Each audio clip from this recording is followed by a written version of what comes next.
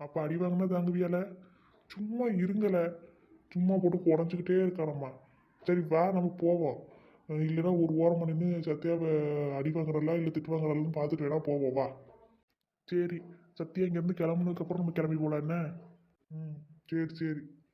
அக்கா, நாங்கள் நீங்கள் போனதுக்கப்புறம் போகிறோம். ஆனால் சத்யா கூட சேர்ந்து அந்த மாதிரி காமிச்சிக்க மாட்டோம், அவங்க முன்னாடி வர மாட்டோம்.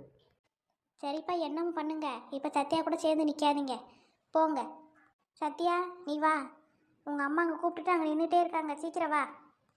சரி தே. ஏல, உங்களுக்கு அறிவு இருக்கா? ஒரு பொம்பளை பிள்ளை திட்டு வாங்க போகுதுன்னு சொல்லிக்கிட்டு இருக்காங்க. இப்படியெல்லாம் நின்று வெறிக்க வெறிக்க பார்த்துட்டு இருப்பிய? போய் காப்பாற்றலாம்ல. எதுக்கு காப்பாற்றி நாங்கள் 2 அடி வாங்குறதுக்கா? நான் தான் இங்கே வரும்போதே சொன்னேன், யாருக்காச்சும் தெரிஞ்ச பெரிய பஞ்சாயத்து ஆயிரும்னு. யார் இந்த பெரிய மனுஷன் சொல்கிறதெல்லாம் கேட்குறா? ஆமாம், பெரிய மனுஷன் மூஞ்சியை பாரு. சரி, நான் போகிறேன். நீங்கள் வாட்டுக்கு எங்கேயாச்சும் நின்று நாங்கள் திட்டு வாங்குறத பார்த்துருந்தேன்னு வச்சுக்கோ, அப்போ நடக்கிறதே வேற. நீ திட்டு வாங்குறத பார்க்கறது தான் நாங்கள் இங்கே நிற்கிறேன். நீ திட்டு வாங்குறதா நல்லா இருக்கும், அதுக்காக தான் நான் இங்கே நிற்கிறேன். ஓடி போயிரு சொல்லிட்டேன்.